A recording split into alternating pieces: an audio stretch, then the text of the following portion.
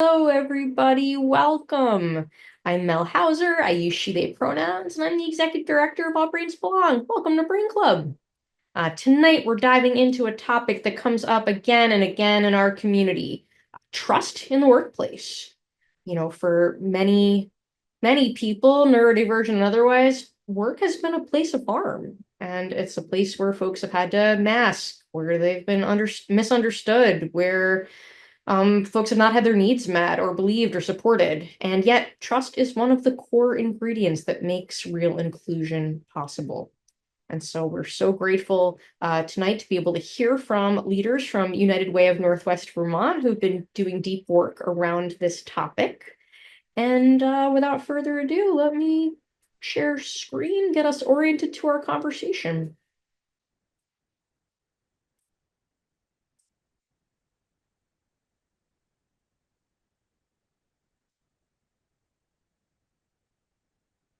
All right. Before we begin, just to let you know that closed captioning is enabled. You just have to toggle it on if you'd like to use it. Depending on your version of Zoom, you might see the live transcript closed captioning icon. If not, look for the more ... and choose show subtitles. Or you can do the same and choose hide subtitles if you want to turn them off. If you're new to Brain Club is our weekly community education program for purposes of demonstrating All Brains Belong's approach to neuro-inclusive culture, for purposes of shifting broader community awareness of the topics of concern and importance to the neurodivergent community, so as to promote new ways of thinking and being, with the idea that what you see and learn at Brain Club, then you go out into the rest of your life and carry it forth. And that's how culture change happens. While we hope that this is a place where you feel safe and supported right from your very first time, this is not a support group. This is for education purposes only, not for medical or mental health advice. It's also not the right place to make personalized requests or address personalized needs. It's also not a neurodivergent affinity space. All people are welcome to come and to learn. So it's a place where we invite you to listen, to learn, to observe what a neuro-inclusive space looks like, and hopefully think about how it connects to the rest of your life. There is no one right way to participate. You can have your video on or off. Even if it's on, we don't expect anything of you. Feel free to walk or move or fidget or stim or eat or take breaks. During discussion, you're welcome to participate with mouth words or in the chat or indirectly via observation. Observation is a completely valid form of participation. In addition to affirming all aspects of identity, this is a place where we prioritize the group's needs over that of the individual. Tonight's format. We have been fortunate to have been able to record a discussion with 4 members of the leadership team of United Way of Northwest Vermont. We're going to watch that video. It's going to run about 32 minutes, and then we'll have time for discussion. That's my visual support to make sure I can see the chat. All right, hello, everybody. Excellent. All right, so speaking of the chat, you're welcome to use it throughout Brain Club while we're watching the video and during discussion.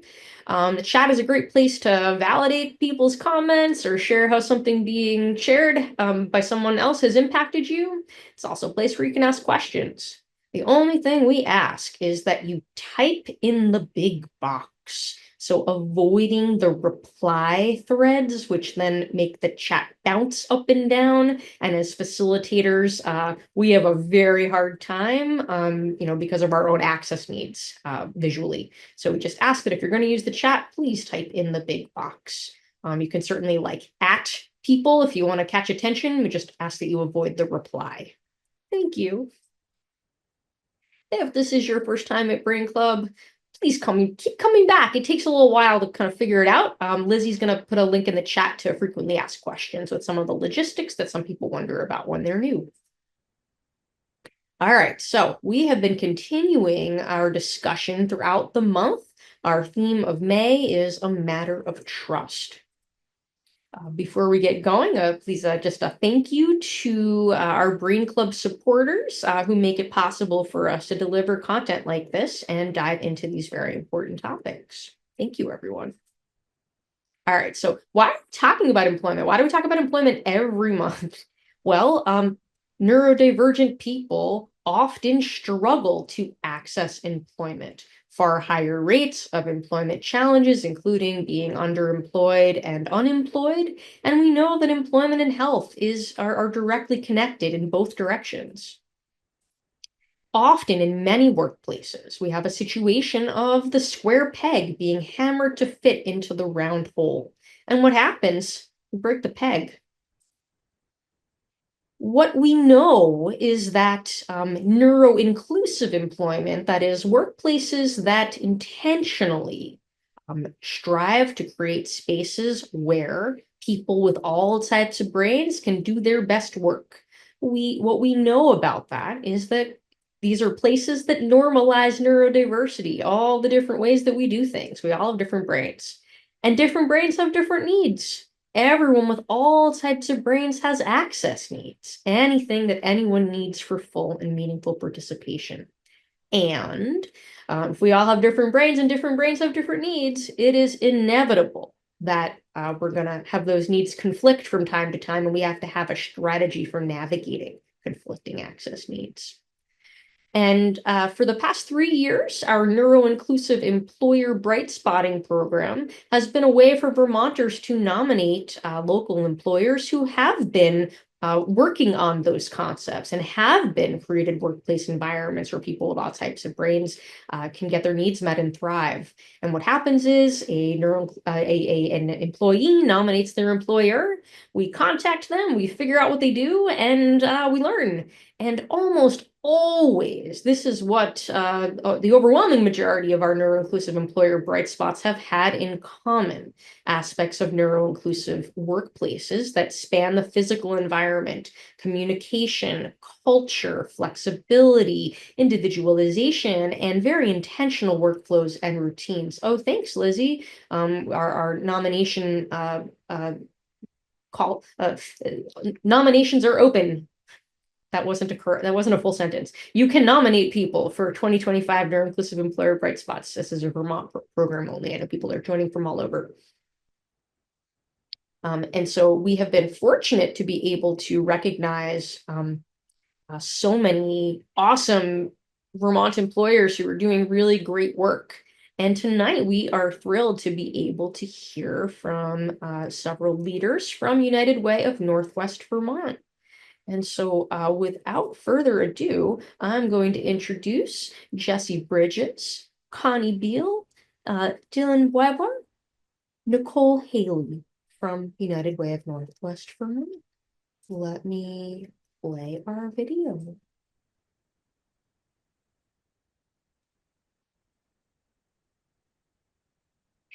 Screen. Here we go.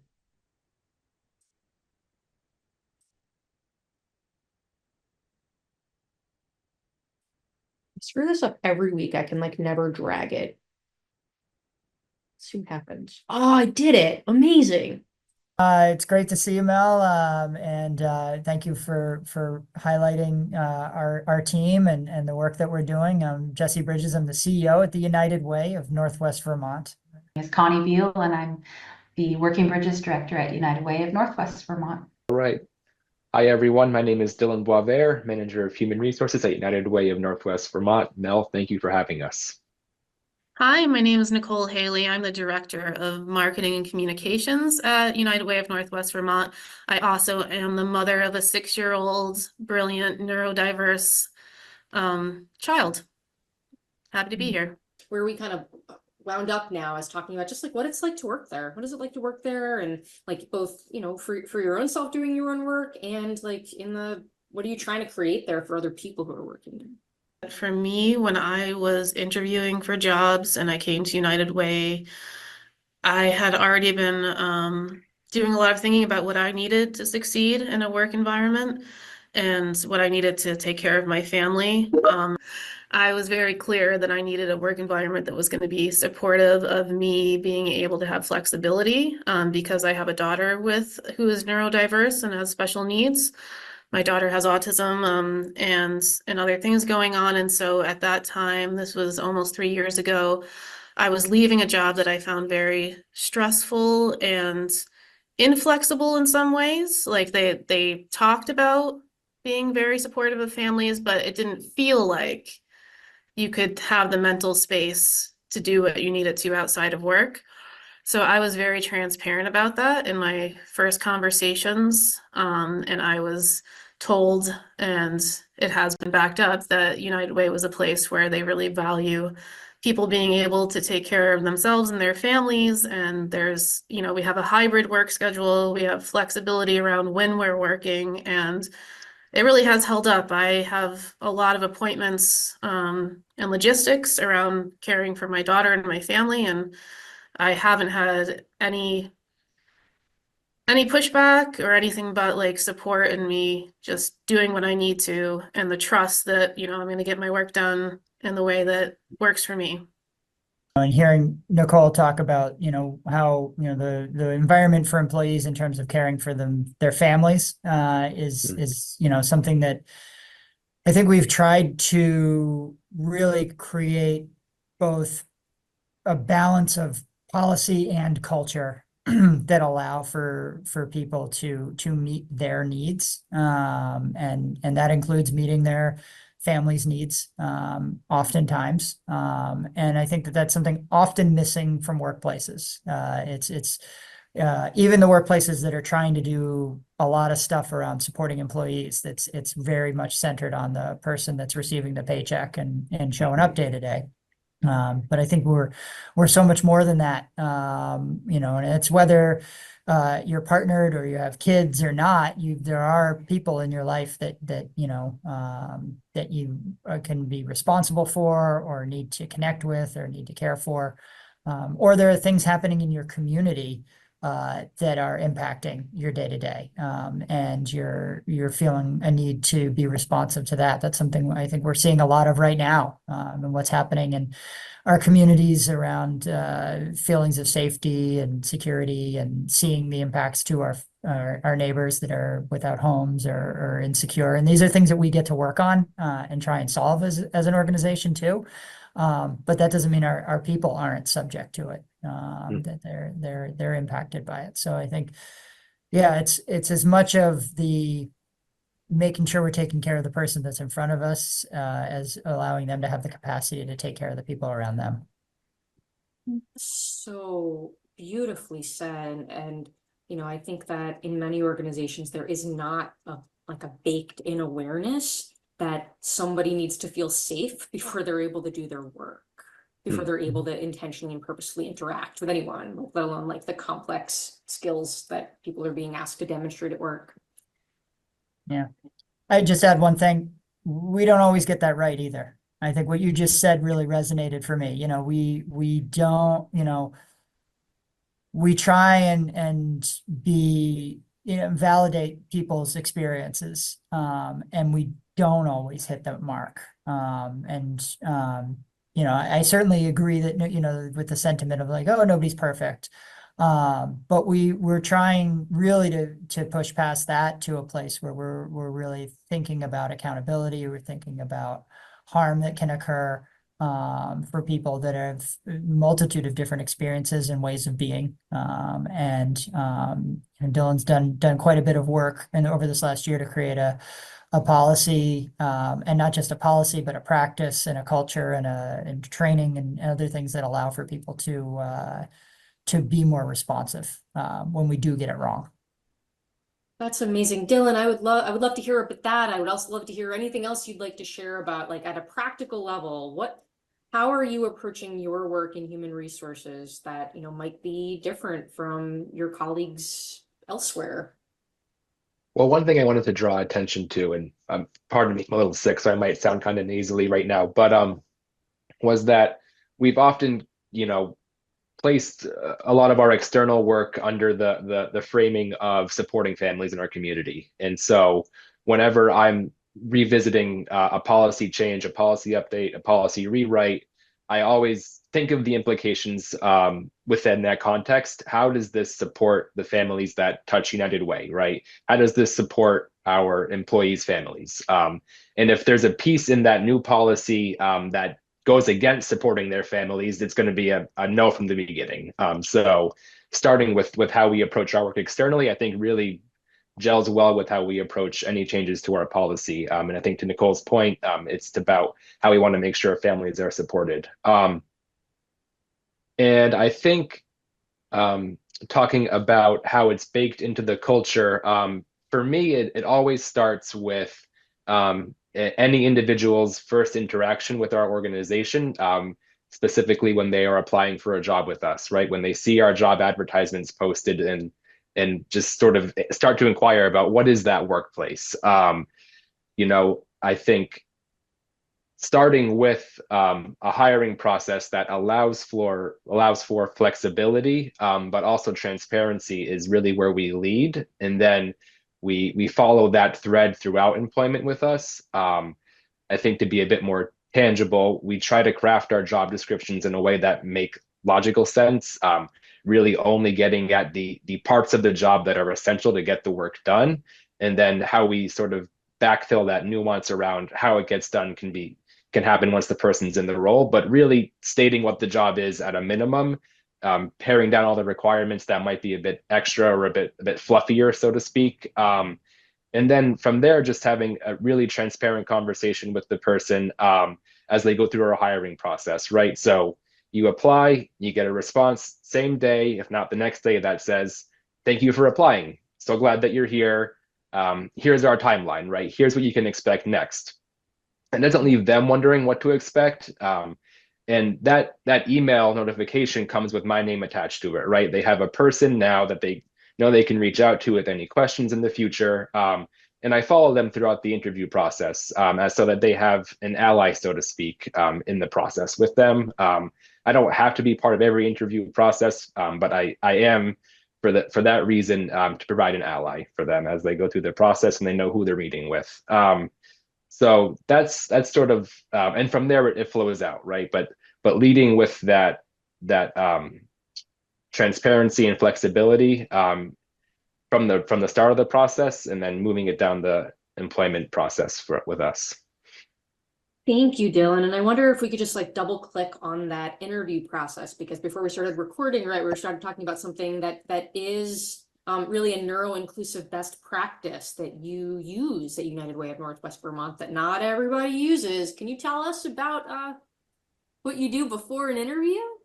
Yeah, so we were talking about how for us it is best practice to send applicants interview questions prior to the interview.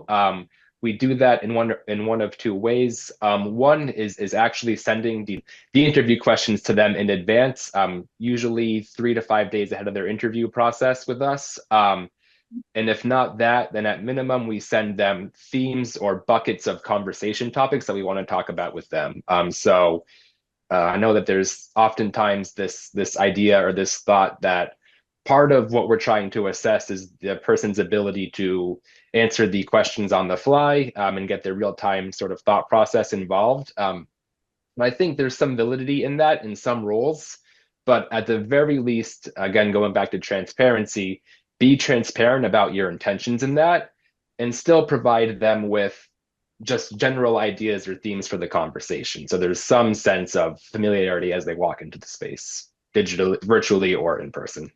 I love that. I love that, because certainly if the job, if it is an essential duty of the job to be able to answer rapid fire questions on the spot, like hopefully you'd have explained that in your job description. But for most positions, that's not what is required to do the job. And yet, when interview questions are not provided in advance, it's really, we don't have a level playing field. So anyone who, needs more processing time, processes information best in writing, who needs to organize their thoughts in writing in order to sort of sequence them in the way that they better present themselves. Like, why would you not want to see how people do their best work? And Jesse, I think about, you were on Brain Club in 2022, and you described your work before United Way of Northwest Vermont, and you talked about the playground and designing the playground for the Parks and Rec department, and you talked about how everyone needs to get to the playground, and you either go up a ramp or, I don't know, you said it better, but like it's the idea of like, why would we not want everyone to be able to get to the place they're trying to get? Yeah, it really centers equity, right? It's, we want everybody to get to, in this case, it was a hill. And there's 5 different ways to get up there. And it makes it so that anybody can. And if if you're able, you can take the hardest route, and if not, you can take the sloping, gentle route, and but we all get to the same place. It might not take the same amount of time, it might not be the same level of difficulty. It's just the goal is ultimately that we're all there. I know it's a lot about again, it's doing what we do here, supporting the people that we support here, helping them support their families, and it's a lot about the work we do out in the community. That's really where Connie and her team do a lot of that, centering of people in that way, helping them connect to resources in a variety of paths. Yeah.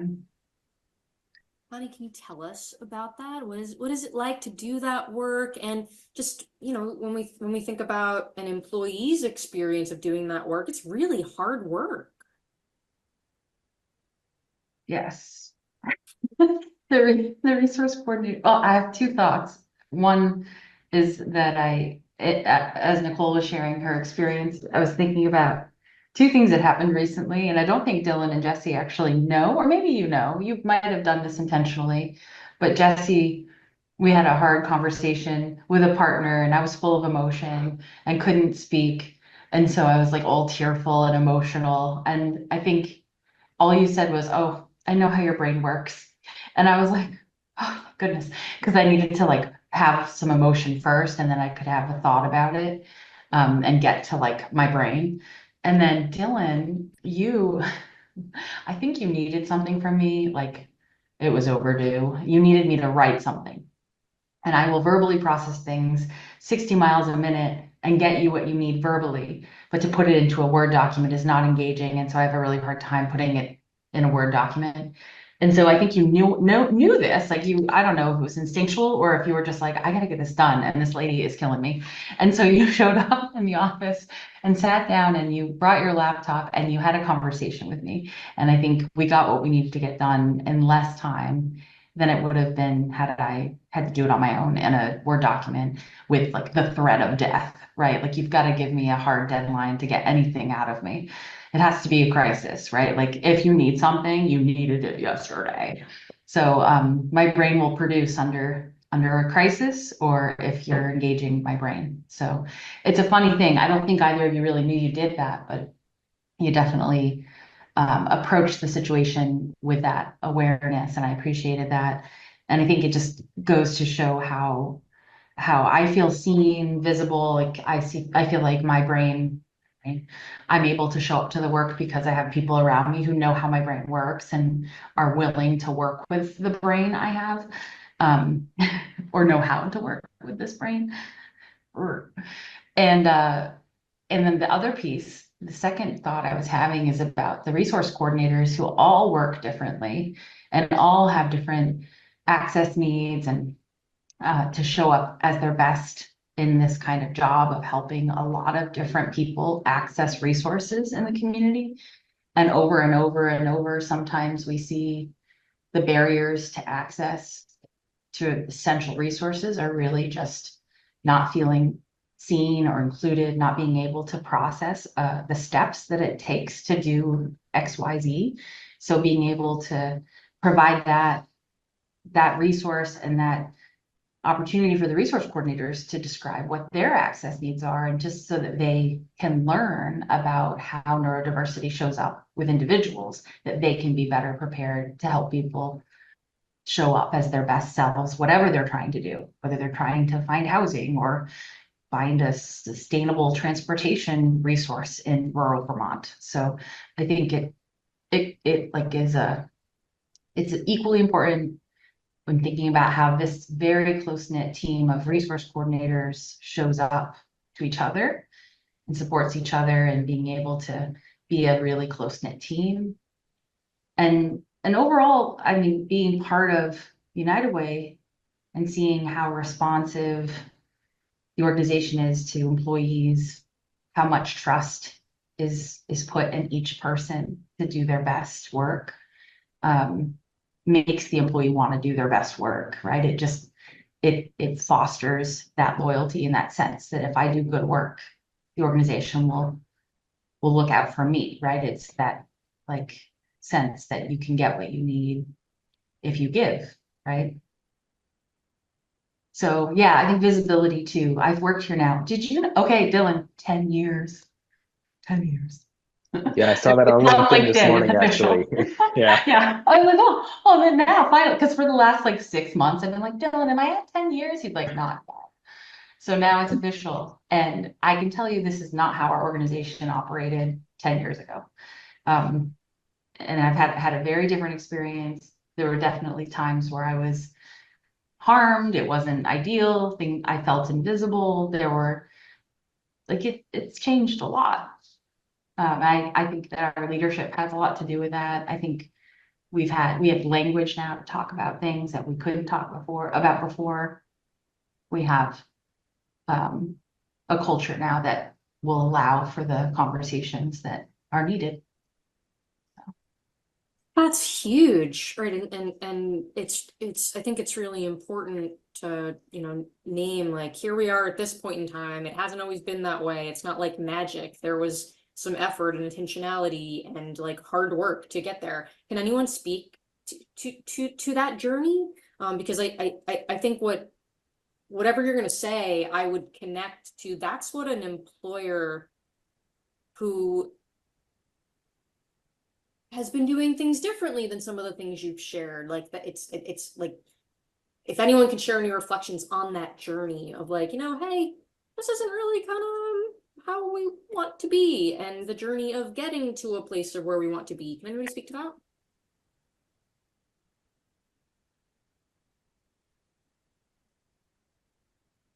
Well, I'll say that the journey has been, you know, it's built on each person that's been a part of the team here, whether going back prior to 10 years or over the last 10 years, has left their imprint in some way on the organization. We learn from everybody that comes in, and I think what we try and do is take that really seriously and respect the individuals that come in and give, you know, whether they're here for, you know, 2 weeks, 2 years, you know, 20 years, that they've brought something of themselves to us, and we learn from that because every individual is an individual.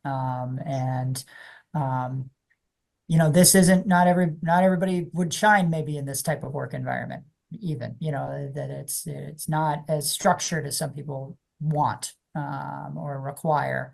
And we learn from that and we take from that. And each time a position opens up, we think about what do we need next? And oh, what did we learn from that person? And how did they challenge us? And we've had a number of people that have come through and been super praised about X, Y, and Z, and then some that have been super critical about, hey, this doesn't work for me. And I think what I want is, from my seat, is to think about really just, we've changed a little bit of the philosophy around what we think about the role of the CEO, what we think about the role of our chief executives, what we think about the role of supervisors. We're there in support roles. Our job is to support the organization, the people, and allow them to bring themselves to the work. And I think that's, you know, where directors like Nicole and Connie have just excel. And part of that is getting the right people in the right seats and then allowing them to allow people to be successful. So it has a replicating effect.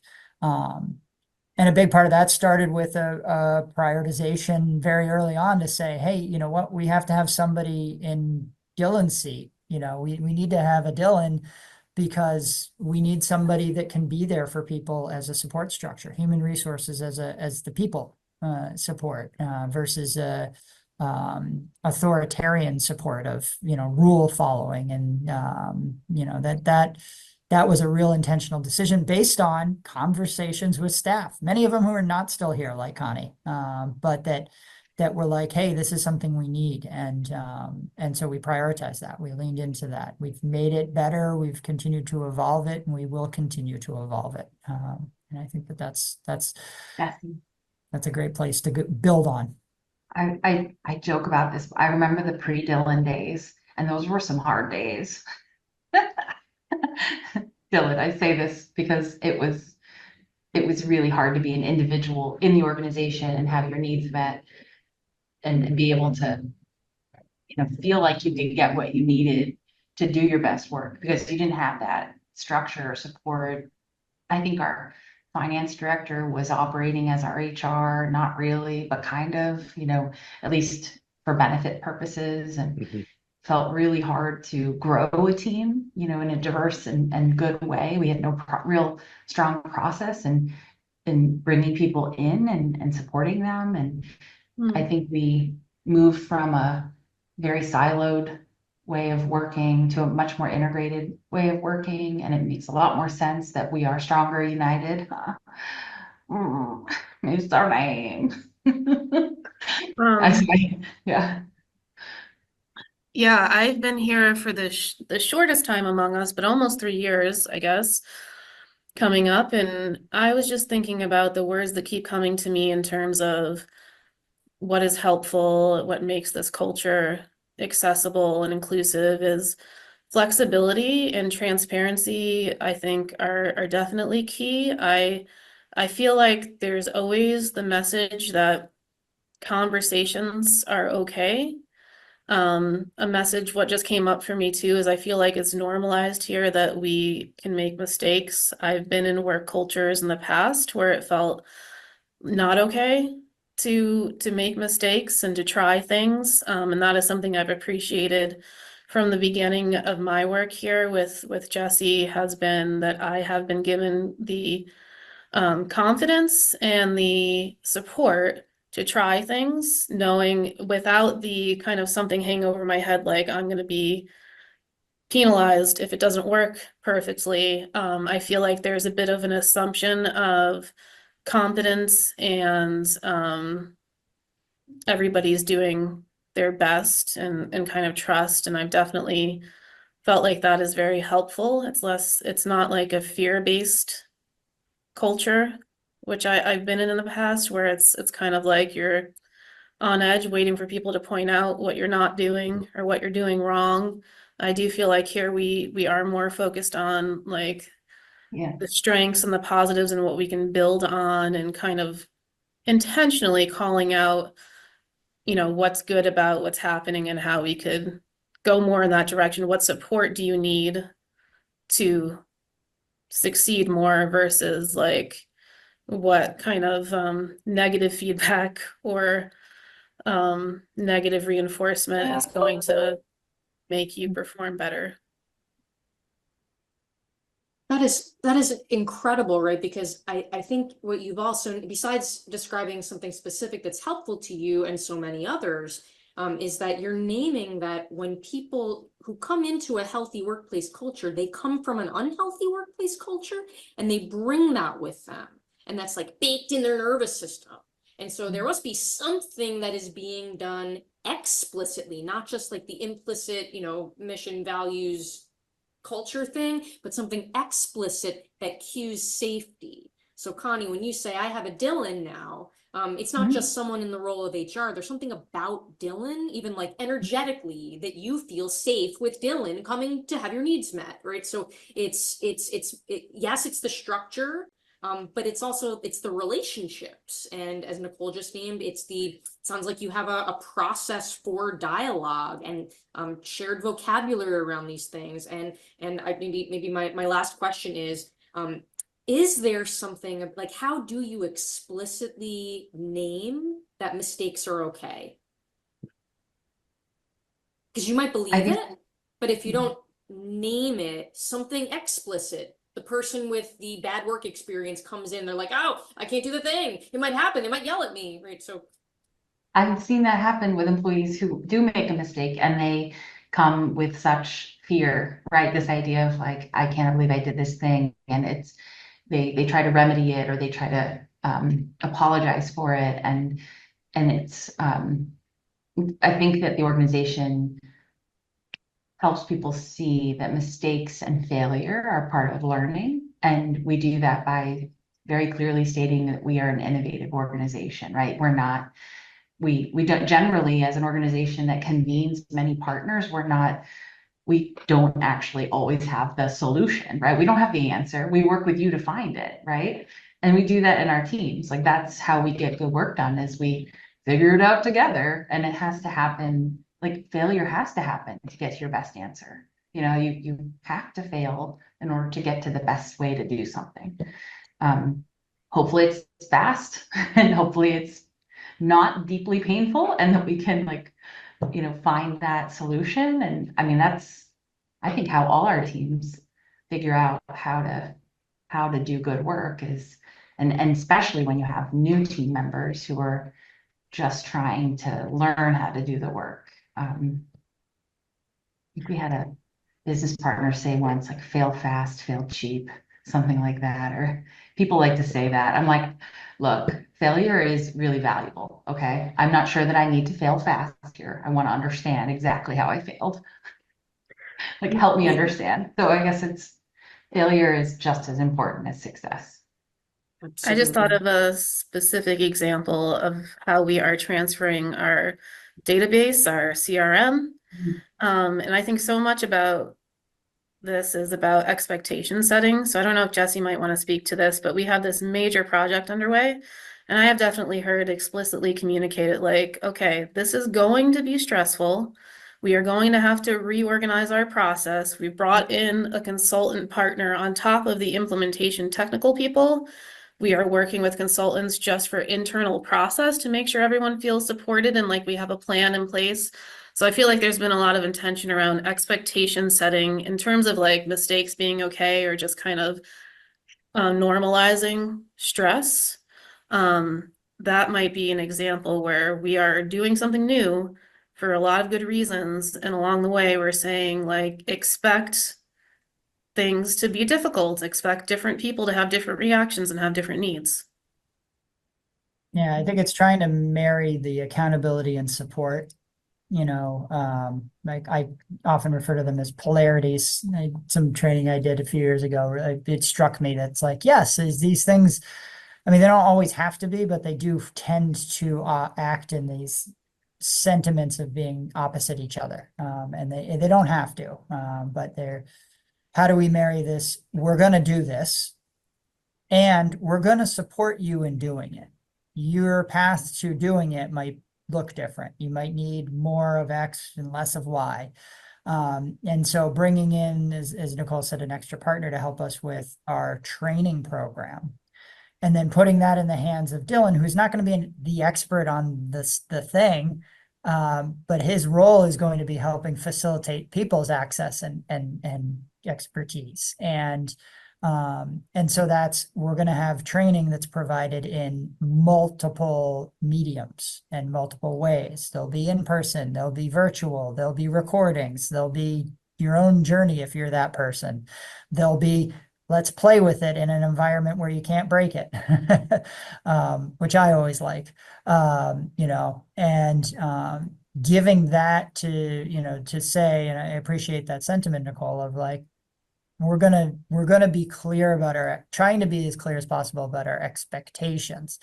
The expectation is not that you will learn it in this way, right? Or that it will look like this for you, because we know everybody will process it differently, whether that just be the colors on the screen, the words on the screen, or or the words that are coming out of a trainer's mouth, that's going to have to, that we can account for and accommodate. So you've normalized that everyone's going to do it differently. You've used universal design principles to offer the thing in multiple different ways, and you have a structure for support along the way to like navigate individual nuances. That's awesome. Yeah. And then feedback, mechanisms for feedback. So multiple mechanisms for feedback, whether you want to come talk to somebody directly, you want to email them, you want to talk to a colleague. We've got multiple people that are involved in the implementation so that it's not just one perspective and point of view that's building the system. So that you have a variety of those things influencing it on the front end. And I think that should hopefully help us as we continue to evolve and grow, continue to make sure that we're, and I used the word accommodate earlier, and it's like, I almost don't love that word because it's just our way of being, as opposed to we're just making room for everybody versus trying to just make room for this one person that has a different way of looking at something. Right. So when you use universal design principles, you don't have to accommodate as often because you've created spaces for people to participate in their own way already. It's baked in.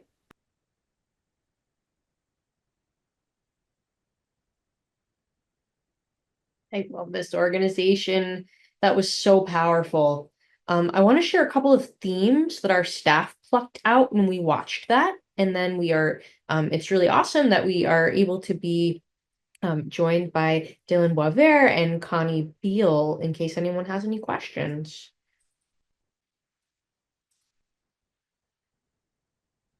So what we heard multiple reflections on explicitly naming core values, namely flexibility, transparency, mistakes are okay. We heard many references to like the way that trust is implemented as a balance of policy, procedure, culture, being responsive to the people, not only the people that the organization serves, but to employees and their families. We heard about a philosophical commitment to continuous learning as individuals, as an organization, and that is baked into the philosophy of leadership. And of course, we heard universal design. Making room for everybody, Jesse says. It's just our way of being. And we really loved Connie's quote also. Placing trust in the employee to do their best work makes the employee want to do their best work. Right? At a place where so many people are undermined by workplace cultures where they are not trusted, their autonomy is not supported, let alone access needs being not supported. And we thought that was really special. Anyway, with that, love to open this up to questions or comments. I would also love to hear what's standing out for folks, either in the chat or out loud.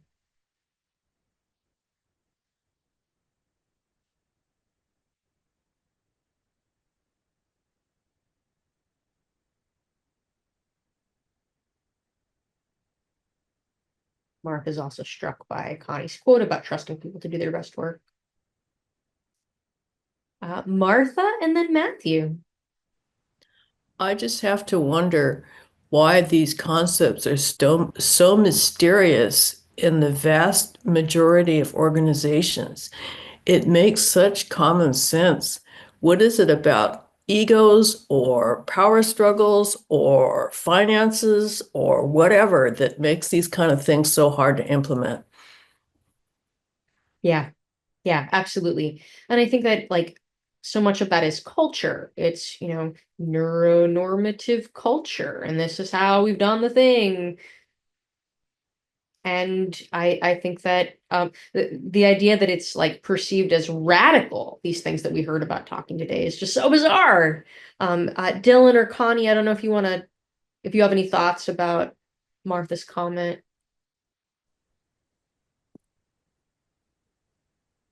I'll just add in, I think I like that we're paying attention to the word. I think competitive came up a few times in how we were talking throughout this presentation and just in our open discussion here too. And I'll say, I think as an organization, we are very collaborative, like to work together, do that really well.